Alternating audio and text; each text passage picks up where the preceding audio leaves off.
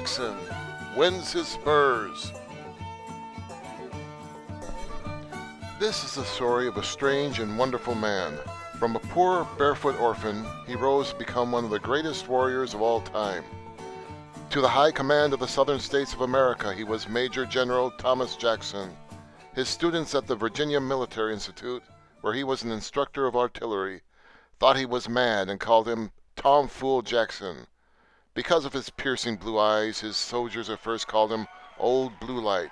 Then, upon a blinding, tremendous day of battle, he won the picturesque name by which he is known to the entire world, Stonewall Jackson. Tom Jackson was of English-Irish descent. He first saw light of day on January 1st, 1804, in a little three-roomed cottage in the village of Clarksburg, Virginia. He was the third child of Julia and Jonathan Jackson, a man of good intentions but waning fortunes, for he was a reckless gambler. By the time Tom was 7, he had lost both his father and mother, and he and his younger sister, Laura Ann, were taken to live in the home of their Uncle Cummins Jackson by a Negro slave. "Your uncle says you're to make your home with him for all us now, children. Massa Cummins am a stern massa, but him and a good, kind man, sure enough. Y'all will be happy, mighty happy. You'll see, you'll see." And happy the children were on the great tract of land where lived Cummins Jackson, a man of many parts, miller, farmer, lumberman, horse breeder.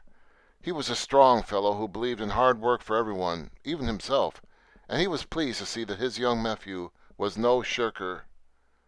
"Take it easy now, Tom. That's a big sack of flour for a little beaver like you." I think I can carry it, sir." At chopping firewood, Tom was a past master. His sister Laura would sit and chatter with him, while he lustily attacked log after log with his gleaming axe. "Come on, Tommy, you've chopped enough wood for today. Come and play down by the old mill stream." "No, sister. We will need many more logs for the winter fires. You run away and play by yourself, but keep away from the mill stream." The two children settled down to their new life, and time went by. Hot summers followed freezing winters, and Tom worked harder than ever. He learned to read and write, and on warm days there was nothing he liked better than to take a couple of books down by the rushing stream beside the mill and lie there reading while he chewed at a lemon. Lemons were good at preventing scurvy, which at one time was a deadly and common disease. One of his books, which Tom had borrowed from a chum named Joe Lightburn, related the stirring adventures of the American heroes who had successfully fought the Great War of Independence 40 years previously. "Charge!" shouted Light Horse Harry Lee, and the soldiers went forward, cheering wildly. Their victory was complete. Land sakes, don't I wish I could have been there. Tom's other book was his own. It was a Bible. It was beside him now, and it was always to be beside him throughout his life. He rejoiced in the battles recounted in the Old Testament. He devoutly believed in the teachings of the New. Indeed, it has been said of his military career that he fought by the Old Testament and he lived by the New. Tom Jackson early learned the meaning of the word honor, and there is a little story told of him which illustrates this fact. One day he struck a bargain with a certain Mr. Kester, who lived close by. "All right then, young Tom, for every fish that size, I'll pay you 50 cents. Is it a deal?" "It is, Mr. Kester, and thank you." Tom caught and sold many fish to the kindly Mr. Kester. Not all of them were the size upon which the contract had been made. Most of them were smaller, as Tom took care to point out. "You're quite right, Tom. They are a little on the small size, but I know you spent all day catching them, so I'll pay you the full 50 cents for each of them." "You're very good, sir, and I much appreciate your business." All his life, Tom was courteous to a degree. And then one day, "Yahoo! What a beauty! If only I can land him." It was a long struggle, but at last Tom had the great fish safely in his hands. He grinned down at it. "Won't Mr. Kester be pleased when he sees this? I'll bet he'll fairly hop with joy." Tom trotted swiftly along the lane leading to the home of Mr. Kester. Rounding a bend, he was hailed by a tall, handsome man riding a high-spirited horse. Tom recognized the rider as Colonel Talbot, a gentleman of the country. "Hello, young Jackson, that's a fine big fish you have there. I'd like to take it home with me. Will you sell it?" "I'd rather not, sir." The colonel's eyebrows raised at the boy's quiet but firm answer. "Come, lad, I'll give you $1 for it. What do you say?" "I'm sorry, Colonel, it's already sold to Mr. Kester." Colonel Talbot felt nettled, and he frowned slightly.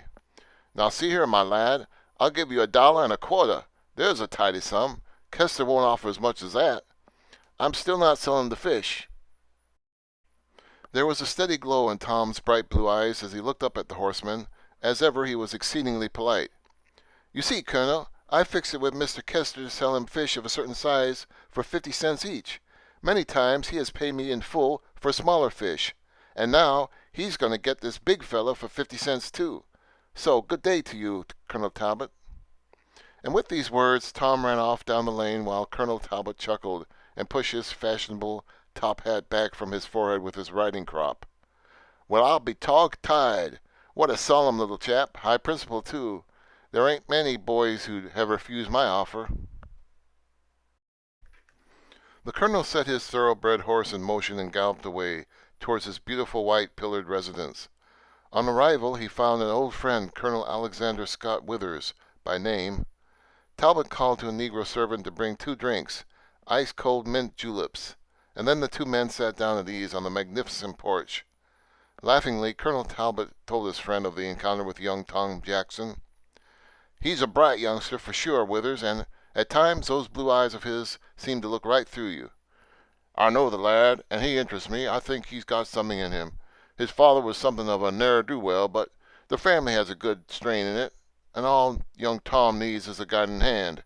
Reckon I'll go to have a word with Cummins Jackson about Tom right soon."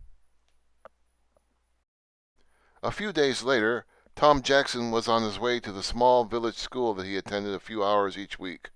With him was his friend Joe Lightburn.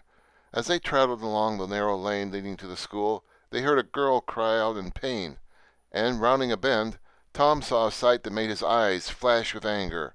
A burly farm boy was pulling the pigtails of the young schoolgirl, while his 2 pals stood by grinning jeeringly. Oh, let go of my hair, please. You're hurting me." "Ha, ha, ha. What do you grow your hair long for if you don't want it pulled?"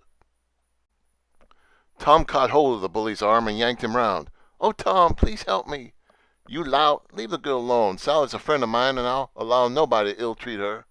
"Hey, what's that? Why, you little toad, I'll knock the daylights out of you." And with those words the youth bunched his fists and swung hard at Tom's head. The blow landed heavily, and Tom crashed to the ground. "Oof! You rotten cur! That was an unfair punch." "Yeah, that's right. Who wants to be fair?" Staggeringly, Tom got to his feet, and groggily he looked at the swaggering bully as that worthy disdainfully turned his attention to the girl again. Frightened by what had happened, she stood rooted to the spot. The bully jerked a pair of secateurs from his belt. "Now I'm mad, I am, and when I'm mad I'm just worse than any bull. I'm going to cut off them pigtails and tie 'em to my belt like an Injun carries his scalps. Come here." No, Tom, Joe, help me." Jake the bully laughed gloatingly and advanced on the trembling girl, the secateurs gripped firmly in his hand. Uttering a scream, the girl turned to run, but Jake's chum held her firmly. "Now stand steady, filly. I ain't going to hurt you. Leave me alone, leave me alone." Then, even as the secateurs touched the girl's hair, Jake felt a paralyzing blow on the small of his back as a lithe form hurled itself headlong into him. The secateurs spun from his hand and hissed through the air. "Ah!" The future General Jackson, after a temporary repulse, was launching a counterattack with the power of a thunderbolt. The bully toppled to the ground, and his 2 confederates stared open-mouthed in amazement at his assailant. "Now get up, you big ox, and we'll settle this man to man. Joe, you watch the other 2, although I don't think we got anything to worry about so far as they're concerned. They're just a couple of hangers-on. No courage and no minds of their own." In a flash, Tom Jackson had summed up the bully's 2 friends. Furtively, they said nothing, and neither attempted to lend a hand to the groaning bully as he dragged himself to his feet. "Gar, I'll smash you. I'll kill you. I'll chop you up into little bits. Grimly, Tom said nothing. There was no need to say anything, for now was a time for deeds, not words.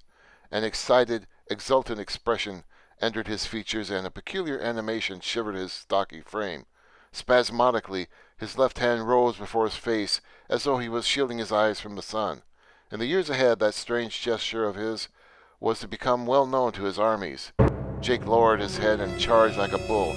Y'all wish you'd never been born by the time I finish with ya. Tom sidestepped like a toreador as Jake lumbered towards him, and as the bully went past, he landed a hard left to the side of his head. Yow! But it was going to take more than this to quieten Jake the bully. Savagely and with surprising speed, he spun on one heel and smashed a sickening punch into the pit of Tom's stomach. Hold that in ya stomach, ya pesty galoot. And there's more that's to come, you see, if you there ain't. Tom gritted his teeth. Then, planting his feet firmly on the ground, he traded blow for blow.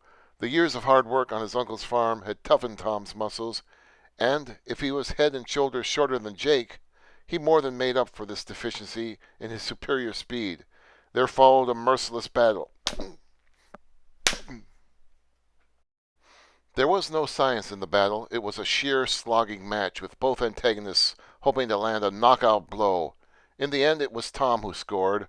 Moving in under the bully's flailing fists, he launched a smashing jolt to the solar plexus. Jake emitted air like a punctured balloon. That terrific punch exhausted Tom almost to the point of collapse. He stumbled and would have fallen across the bully's unconscious body if Joe Lightburn had not caught him in his arms. Hold up, Tom. Oh, Tom, you're wonderful.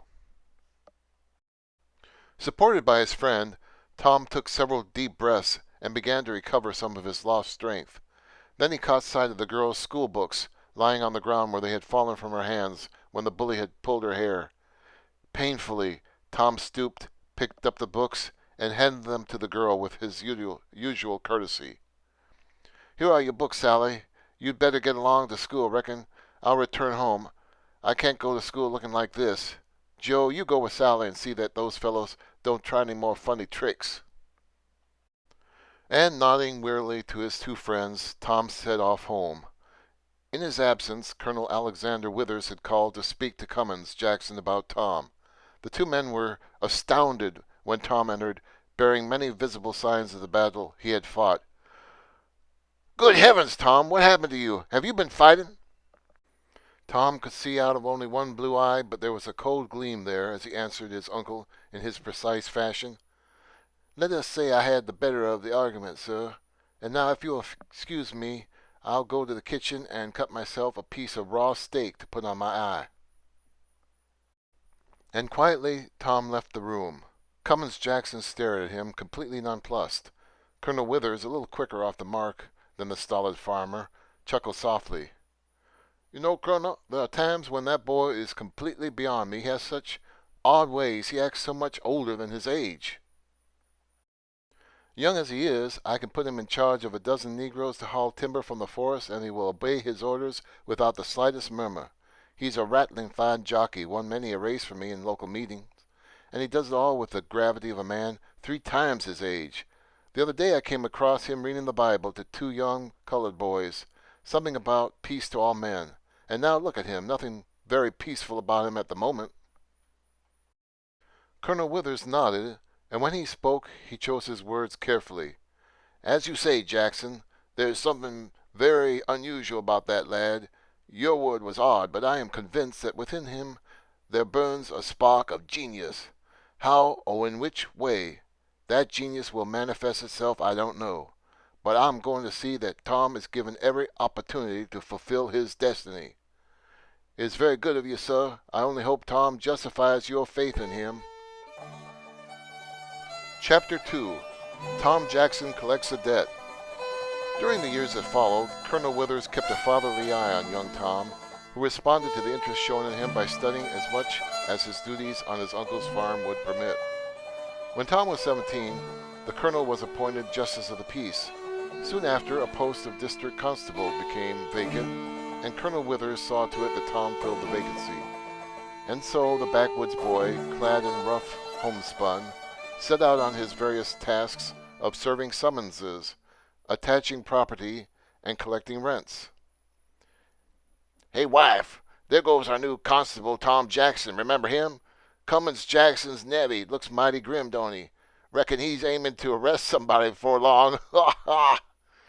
"There's no call to laugh at the boy, Bill Jones. It's obvious he's taking his job serious, and there's no wrong in that. I only wish I could say the same about you. He rides on a horse doing a job of work. You ride around on a horse wasting your time." Tom settled down to his new position and applied all his energies to making a success of the job. In every way he was utterly and completely just. One day an old widow stopped him in the main street of the small town of Weston. "Howdy, Mrs. McGuire. What can I do for you?" "Oh, Tom, I've been hoping to see you for weeks.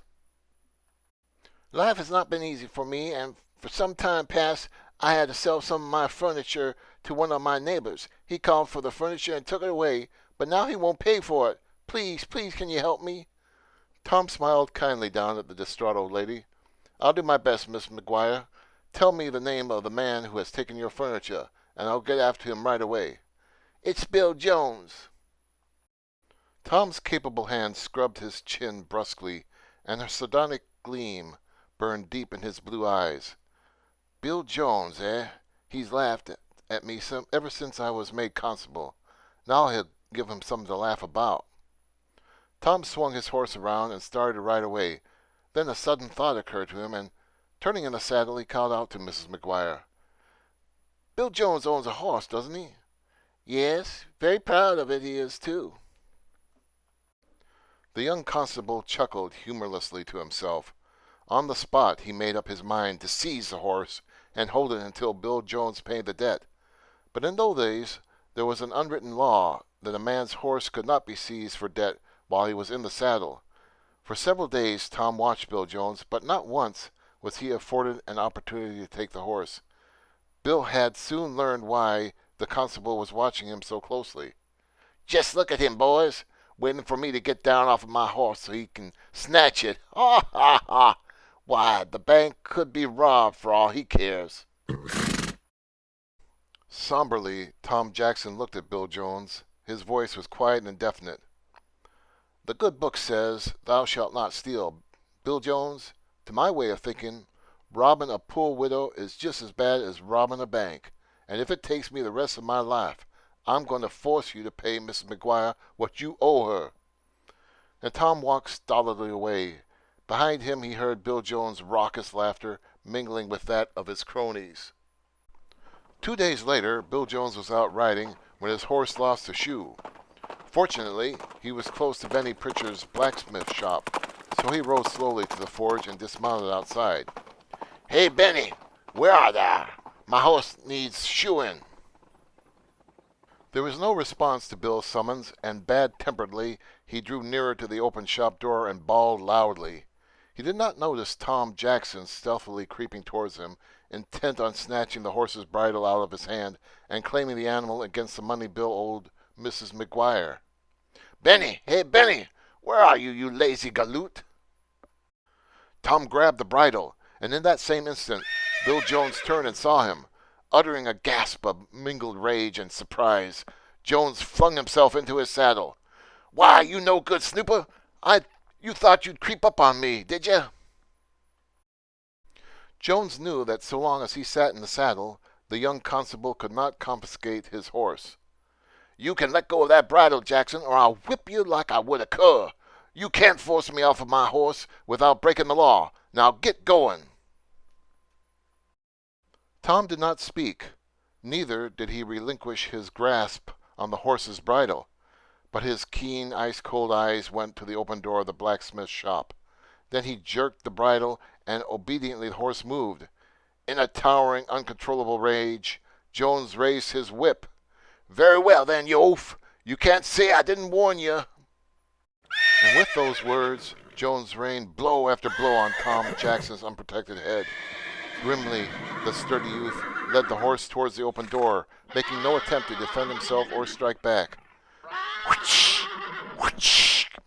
I see your game. You reckon if you can lead my horse through that blamed doorway, I'll have to get down or be knocked down, eh? Well, you gotta get the horse through that door first, Jackson.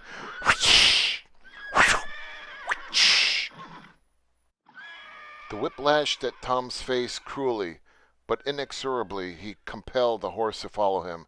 At last, the horse's head went through the doorway. Hey, what's going on here? Can't a fellow read his newspaper with all this hullabaloo? Sorry, Mr. Pritchard, but I got a debt to collect. As the horse passed through the doorway, Bill Jones had to dismount to avoid being swept off his mount's back. By hokey, that young ape has won out. Now I'll have to pay him plenty to get my horse back. There was no trace of triumph in Tom Jackson's bleeding, whiplash face as Bill Jones, cursing wildly, stamped into the blacksmith's shop. Your face is pretty cut up, Tom. What's happened? What's this all about?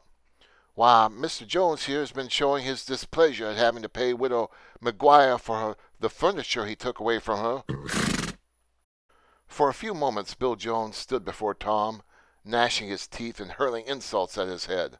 Then suddenly he ceased his invective and glowered suddenly at the impassive, wounded face of the constable. How much do I have to pay to get my horse back? I suppose you're going to try and twist me now.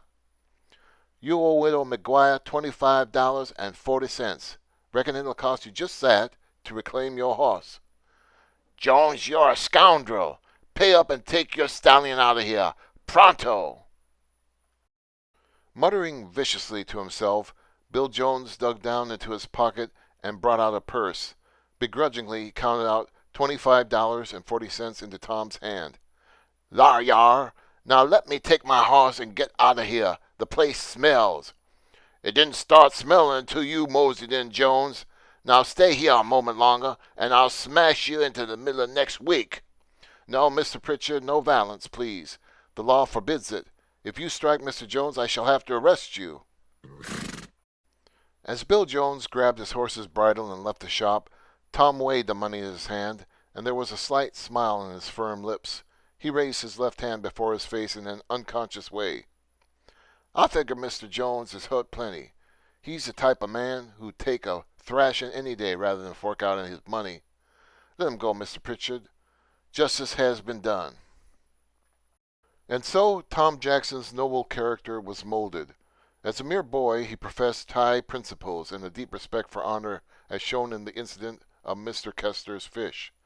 His innate sense of fair play and dogged courage was evident in his protection of the schoolgirl from the cruelty of the bullying farm boy, and his rigid insistence on justice, his freezing cold control, even under the lash of a riding whip, were manifested in his collection of Mrs. McGuire's debt.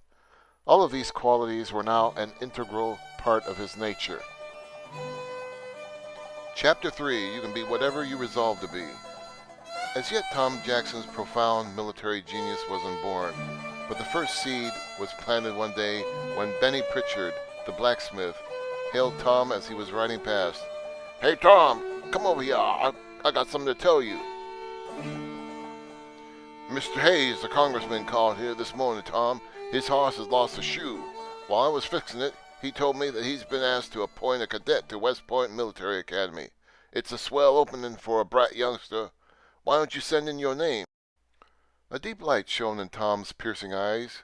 West Point Military Academy. I'd sure like that. Thanks, Mr. Pritchard. Reckon I'll do as you suggest.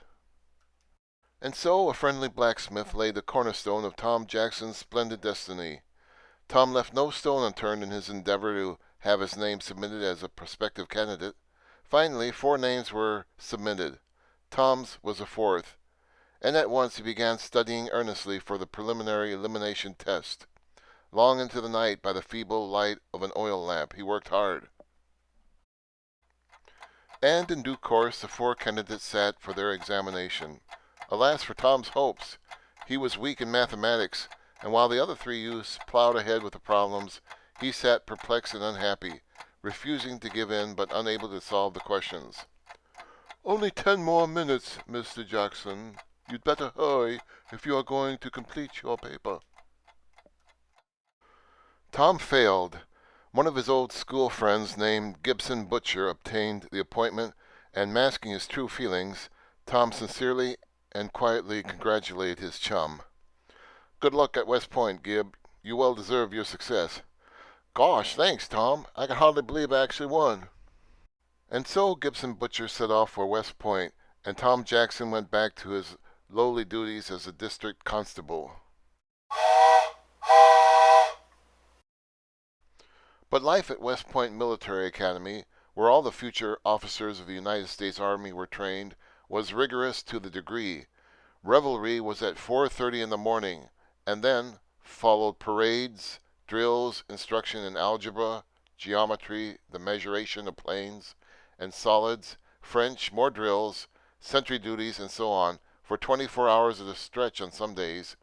This arduous and heartbreaking routine was devised, amongst other reasons, to discover the true qualities of every cadet, and all proved too much for Gibson Butcher. "And so, Major Delafield, I would like to tender my resignation." When Tom Jackson learned that Gibson Butcher was back home, he acted swiftly and decisively. He called on all those influential people he thought might help him secure the appointment vacated by Butcher. Colonel Talbot, his kinsman, Captain George Jackson, who promised to write to the Secretary of War himself, and, of course, Colonel Alexander Withers, who drew up a petition instantly addressed to Congressman Hayes, whose recommendation was imperative. In due course, Tom received a letter from Mr. Hayes. Colonel Withers was at Jackson Mills when the letter was read. "Mr. Hayes writes, you may rest assured that I will do all in my power to secure the appointment for you. That means it is certain I will go to West Point. My prayers have been answered." Tom's Uncle Cummins placed a kindly hand on the young man's shoulder. "You will remember, Tom, lad, that you still have to pass the entrance examination after you get to West Point. Do you think you can manage it?" Tom's answer was simple and modest. "I know I am very ignorant, but I can make it up in study. I know I have the energy, and I think I have the intellect." A few weeks later, 3 cadets, brave in the gray uniform of West Point Military Academy, were standing chatting together at the academy's main entrance. They were all sons of Virginian country gentlemen, and they were just beginning the military careers that were to lead all of them to fame. Their names were George Edward Pickett, Ambrose Powell Hill, and Dabney Murray. "Here comes the new fellow. I wonder what he's like." The new fellow was nearly 6 feet in height, slender but broad-shouldered. His feet and hands were overly large, and he placed one foot before the other very precisely, although his gait was shambling and awkward. He had a high, sloping forehead, and his eyes were of piercing blue. His cheeks were gaunt, and his mouth was a thin, straight, determined line. He looked commonplace in his homespun clothes, and almost shabby beside the magnificent uniform of the cadet captain escorting him. His name, as written on the warrant of appointment to West Point, was Thomas Jonathan Jackson, and all that he owned in the world was contained in the 2 travel-stained saddlebags slung over his shoulder. As the newcomer passed the 3 friends of the gate, he did not look at them. Filled with excitement, Tom Jackson's gaze and thoughts were of the future and the great task that lay before him. But there was something about the poor country youth that took the fancy of one of the 3 cadets. He spoke quietly to his 2 companions. "That fellow looks as though he has come to stay." Tom Jackson had indeed come to stay, although his life at West Point was a long, bitter, and desperate struggle to pass his examinations. All the blazing energy of him was poured into his efforts, and somehow or other he managed to scramble through. The better educated cadets, sons of well-to-do families, were inclined to look down on the poor youth, but to all their jokes and pranks Tom turned an impassive countenance. In time, many of the cadets came to regard Tom Jackson as a fool. "Does he know you stuck the lemon on his bayonet as he passed you, Wade?" "Oh, yes. He went by just now. He thanked me for it. Said he liked sucking lemons." Night after night, lights out, when all the other boys were in bed, happily asleep, Tom Jackson would be studying his books. Rigidly obeying the rules, he would not light a lamp to work by, but would stoke up the fire and read by the flickering flames until the early hours of the morning. Nearly every afternoon Tom would take a short walk. and, immersed in thought about his studies, he was frequently seen standing with one hand raised before his face and an intense, distant stare in his gaze. "There's Jackson daydreaming again, Hill. How on earth did an ass like that ever pass his entrance examinations? I don't know, but then there's a lot I don't understand about that fellow. I'm not so sure he's an ass either, although he's certainly a puzzle."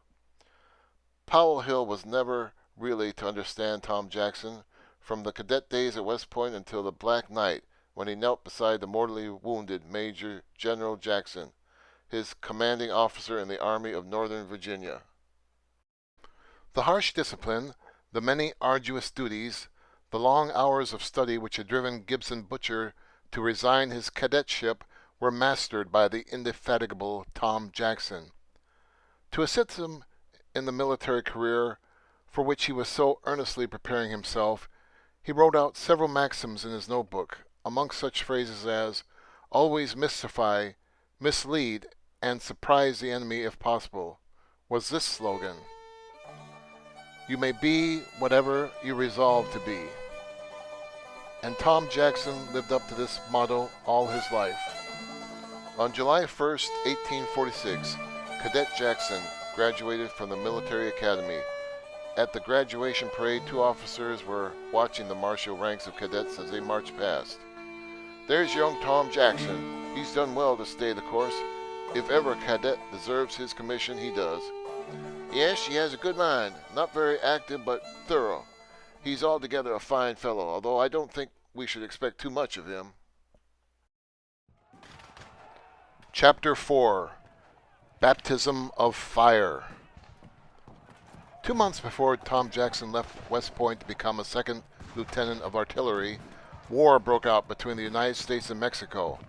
Bad feeling had enlisted for a long time between the two countries over the fact that Texas, formerly a Mexican possession, wanted to be admitted as one of the United States.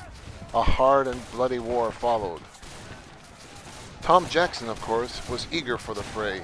Having decided on a military life, he was determined, if possible, to reach the top of the ladder. He was sent to Mexico and soon obtained promotion to the rank of brevet captain. But he was afforded no opportunity for an outstanding feat of arms until the autumn of 1847, when the advance of the victorious American army was brought to a halt by the fortified castle of Chapultepec. There a heavy battle raged. The castle of Chapultepec lay across the road that led to Mexico City, the capital of Mexico and ultimate aim of the American general, Winfield Scott. He attacked the castle from two sides, and the 14th Infantry, which connected the two attacks, was ordered forward along a road bordered by deep marshes. In support of the infantry went a battle of artillery, and in charge of the guns was a young brevet by the name of Thomas Jackson. "Forward! At the gallop!"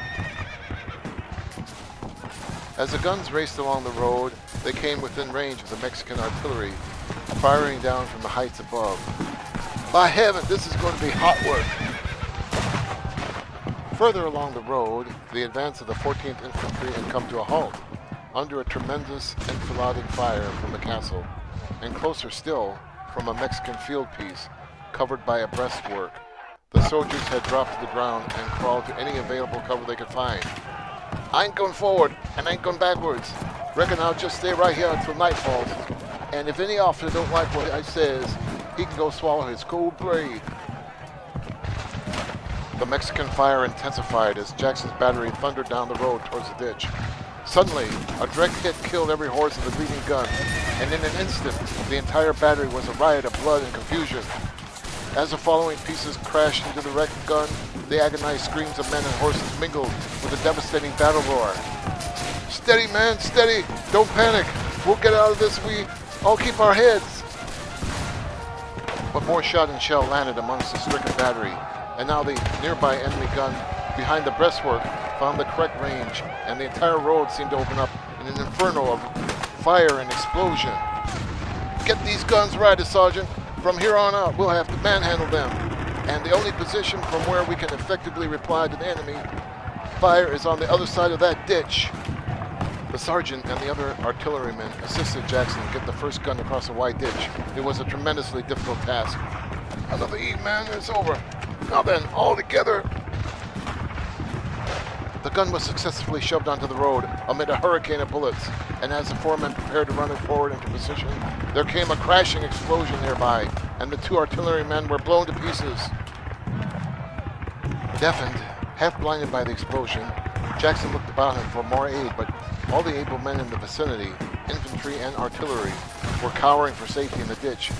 As he turned back to the gun, which fortunately was still capable of being fired, he saw the sergeant stagger towards the ditch, but the young officer grabbed him by the arm. "No, Sergeant, you're staying here with me. This position must be held. From here, the infantry must go forward, and they can't do so without artillery cover." "It's no use, sir. No use." But Jackson's magnificent spirit imposed itself on the stupefied sergeant.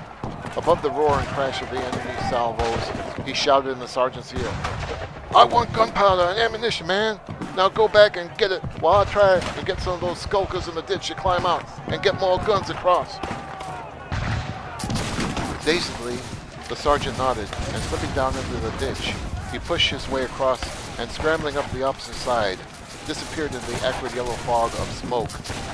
Jackson, his face blackened, his uniform torn and ripped in many places, strode calmly up and down before the ditch, with a hail of bullets howling about him, calling for volunteers to manhandle more guns across the ditch.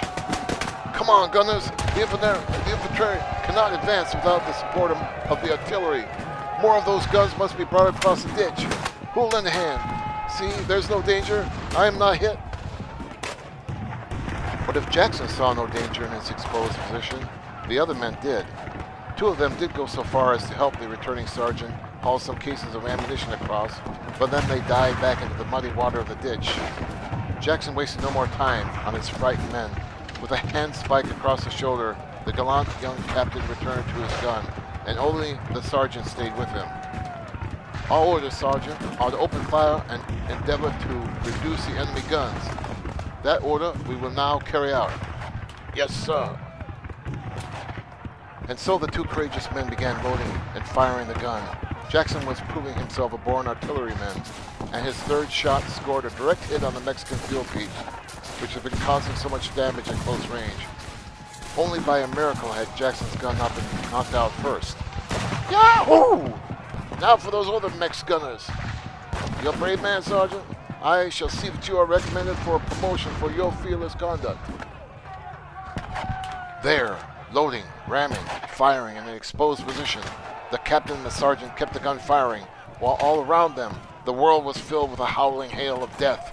It was a superb feat of sublime heroism. At long last, Jackson's superior officer, Captain Magruder, came galloping up to find out what had happened to the battery he had sent forward to cover the infantry advance. He was appalled to see most of his men and all of his horses lying dead in the road amid the wreckage of the ruined guns. The enemy fire had slackened somewhat. "Good heavens, my men must have galloped straight into the jaws of death. But there's Jackson over there serving the gun. Maybe I can get another gun across to help him." At that moment, Magruder's horse was shot from under him, and down he crashed. But on the instant, the captain was on his feet, racing across the ditch. He roared with rage when he saw a handful of his own artillerymen skulking with the scared infantrymen. "Come out of there, all of you! That's an order! Disobey me, and I'll have you all court-martialed and shot when this affair is over. Now come on! Out here you stand a chance. If you remain there, you will all die before a firing squad." The artillerymen knew their commanding officer, knew, too, that he was making no idle threat. So, forlornly and in trepidation, they scrambled out of the ditch and lined up. Then Magruder pointed to a nearby gun which was lying on its side. "Call yourself soldiers to cringe in a ditch, leaving your officer and the sergeant to fire one gun at the enemy? Now get another gun across that ditch and place it alongside Captain Jackson's and open fire at once." Magruder's order was carried out.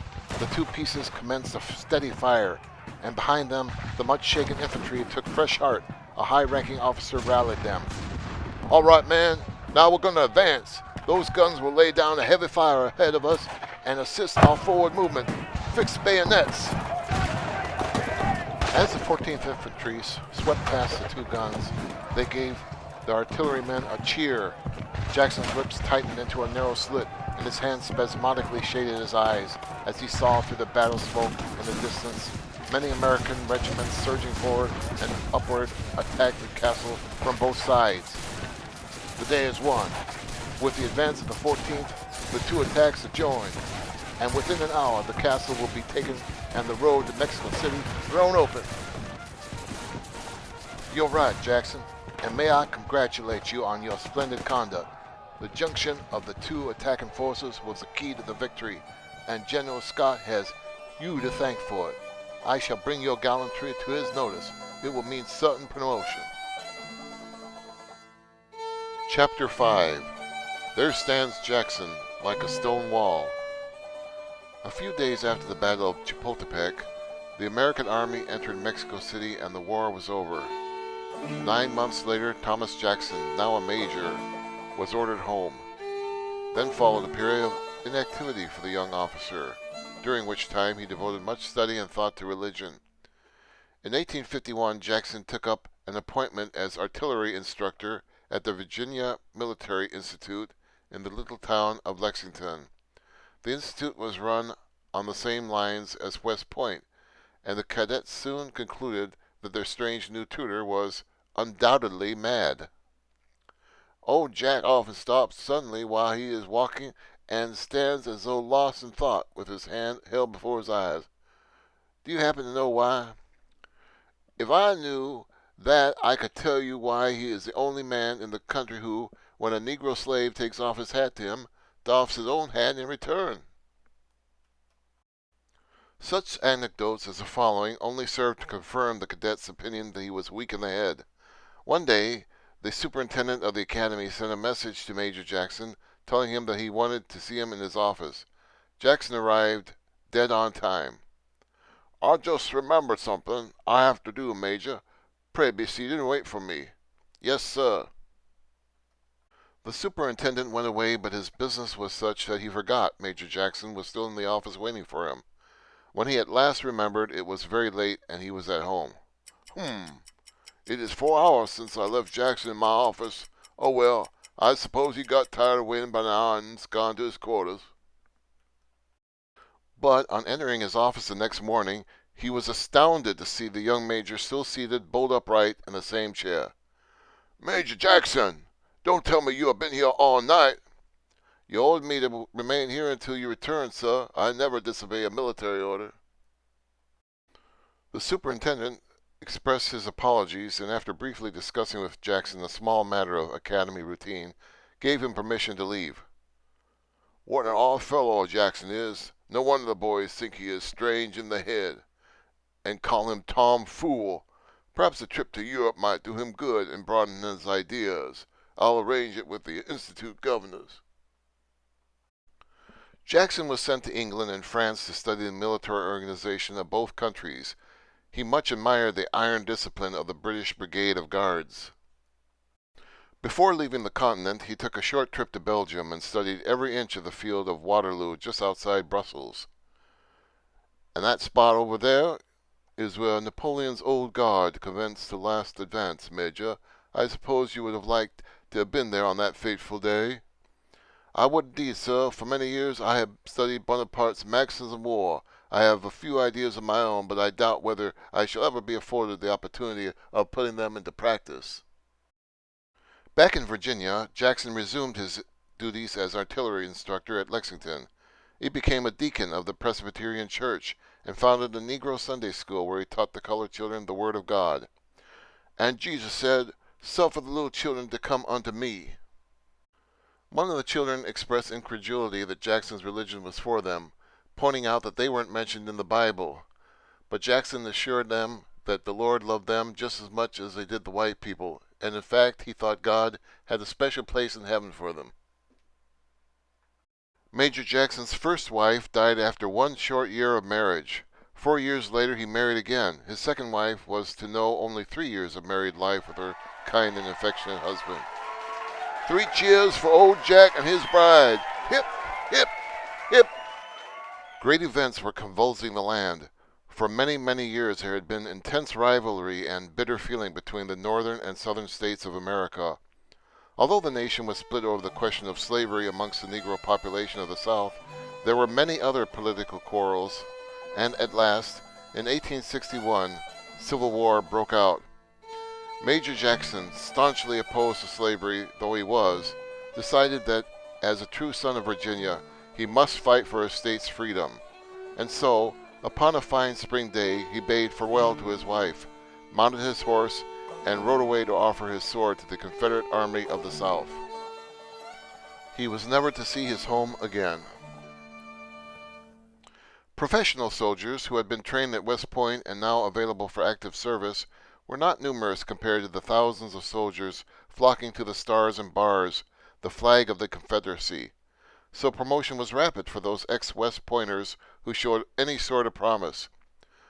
On July 18, 1861, Brigadier General Thomas Jonathan Jackson, riding a little sorrel horse recently captured from the enemy, was leading his Virginia soldiers along a dusty road in the valley of the River Shenandoah. Only Jackson knew where they were going. But nobody could answer the soldier's question, for Brigadier General Jackson never at any time divulged his intentions. He had once written in his West Point notebook, "Always mystify, mislead, and surprise the enemy," and that meant taking nobody, absolutely nobody, into his confidence and plans. Jackson rode along somberly, his piercing gaze fixed on the distance, and chewing now and again at the lemon he held in his hand. 2 nights later, Jackson's brigade had joined a mighty army of 29,000 Confederate troops massed near the big railroad junction of Manassas, along the banks of a narrow stream called Bull Run. On the other side, to their arms, stood 30,000 Federal soldiers, or Yankees as they were called by the Southerners. The following day was to see the first great battle of the American Civil War, and the Yankees were sure they were going to win. While his men slept, Jackson sat wide awake, motionless, his glittering blue eyes peering sharply into the flickering flames of a small fire. The next day, General Beauregard, who was the supreme command of the Confederate Army, decided to keep Jackson's brigade, together with those of Generals B and Bartow, in reserve. At 9:45 in the morning, Federal troops numbering 12,000 with 24 cannons launched an attack at an unexpected quarter, a ford across Bull Run called Sudley's Ford. The Yankees had discovered that only 600 Confederate troops and 2 howitzers guarded the ford, and a tremendously fierce fight followed. "Fire at will! Fire!" Generals B and Bartow raced the reserve troops rapidly towards the dreadful sound of battle and the struggle spanning the ford blew up into a major engagement. The Southern infantry yelled shrilly as they charged. It was a fearsome war cry, later to become famous as the Rebel Yell. "Yah! Yah!" But more Federal troops were on the way, racing to the relief of their hard-pressed comrades. Soon, overwhelming numbers began to throw back the Confederates, and what started as an orderly retreat rapidly developed into a panic-stricken flight. Despite their frantic pleas of the officers, the Southern troops ran, but not far behind them, calmly sitting on his little horse, was a man destined to be one of the greatest soldiers of all time. He was Brigadier General Jackson, and with him was his Virginian brigade, impatient and fretful at being kept out of the fighting. "See, our men are giving way. It looks like a rout, sir. What are your orders?" "When I have orders to give, you will know soon enough, Colonel." General B, furious at the flight of his troops and striving to turn them back to face the enemy, rode up to Jackson at a gallop. He was covered in dust and sweat, and foam dripped from his horse's mouth. The air was a mass of leaden death. "General, they are beating back! They are beating us back!" Jackson's mouth closed like a steel vice, and brusquely he gestured toward his wall of silent men. "Very well, sir. Then we will give them the bayonet." There was not a tremor in its voice. The remark, just a plain, steadfast statement of fact, with deadly menace underlining the words. On the instant, General B swung his horse round and, pointing to Jackson and his troops with his saber, shouted to his fleeing men at the top of the voice, See, there stands Jackson like a stone wall! Rally behind the Virginians! In answer to General B's stirring call, many of his men pulled themselves together and reformed behind the Virginian brigade. B put himself at the head of his men and started an advance, but a bullet struck him and he toppled to the ground, a dead man. General B's last words were to live forever in the hearts of fighting men everywhere. There stands Jackson like a stone wall. Stonewall Jackson had been battle christened. The fighting spirit of their dead general had communicated itself to B's soldiers, and they hurled themselves once more into the battle. Meanwhile, Jackson was riding his horse slowly backwards and forwards in front of his brigade, amid a storm of shells and musket balls, and he was in his element. Once again, as at Chapultepec, Jackson was assailed by that strange elation that he always was to know when under fire. His left hand went up before his eyes. Steady, man, steady. All's well. Already he had divined that the whole battle was hanging on Sudley's Ford. Here, the bitter contest was being fought out. An artillery captain rode up to him to tell him that fresh guns had just arrived. As Jackson turned to speak to him, a bullet smashed into his upraised hand, inflicting a most painful wound. It's all right, Captain Bowden. It's only a scratch. All day, in a belt of pine trees, until 3 o'clock in the afternoon, Jackson held his men ready for the hammer blow. He knew he would be called upon to strike. Screened by the crest of the plateau, he was only waiting for the right moment. At last, it came. A Confederate officer galloped up to Jackson, feverish words babbling out of his white lips. The Yankees are advancing, General. The day is going against us. If you think so, sir, you had better not say anything about it. The officer flushed at the contemptuous words, but Jackson did not spare him a second glance, for hundreds of Federal troops were now advancing rapidly over the edge of the plateau. They did not know that the pine tree belt ahead hid the Virginian brigade. Reserve your fire until they come within 50 yards, then fire and give them the bayonet. When you charge, yell like furies. And so the hammer blow was struck. The advancing triumphant Yankee soldiers were suddenly mown down as though by a giant scythe, as the Confederates loosed a tremendous volley. Then, before the survivors of that terrible discharge could rally, Jackson's men were into them, slaying without mercy. Yah! Yah! Again and again, above the infernal noise of the battle, rose the rebel yell. The Federals fell back, and Jackson ordered his men forward in a general advance. The tide was turned by that one smashing blow. A fresh Confederate brigade, appearing at that crucial moment, added more power to Jackson's advance, and soon the Northern troops were completely routed. By 4 o'clock the battle was virtually over, and by nightfall the field was held by the Confederates. The South had won its first battle, and Thomas Jonathan Jackson had won an immortal battle name. Yaw! Yaw! Stonewall Jackson! Hurrah for Stonewall Jackson! The next morning, before breakfast, Brigadier General Jackson rose early and wrote a letter to a friend of his, the Reverend Dr. White, back home in Lexington. When the doctor collected the letter at the post office, he recognized the handwriting and called excitedly to passers-by. Gather round, everybody. Here's a letter from our own General Jackson. Now we should know all about the great battle that he has fought and the gallant part that the General Jackson played in the victory. The date of this letter shows it was sent the day after the battle. When the Reverend Doctor opened the letter, this is what he read. In the field, 22nd July, 1861. My dear Pastor, in my tent last night, after a fatiguing day's service, I remembered that I had failed to send you my contribution to our colored Sunday school. Enclosed, you will find my check for that amount, which please acknowledge at your earliest convenience, and oblige, yours faithfully, T.J. Jackson. While the pastor, astonished by the subject and brevity of the letter, stared round at the wondering faces of his listeners many miles away, Stonewall Jackson, on his little sorrel, was leading his swiftly marching men on to fame and more resounding victories. And, as the battle song of the Confederacy dies away in the distance, we say farewell for the time being to Brigadier General Thomas Jonathan Jackson. He has come a long, long way from that poor little shack in Clarksburg where he was born. He he is already marked for high command in the Army of the South. That keen, amazing brain, from now on, is to be turned to one object only: to seek, find, and destroy the enemy. Stonewall Jackson has won his Spurs. Well, I wish I was in the land of coffee, old town there I'm not.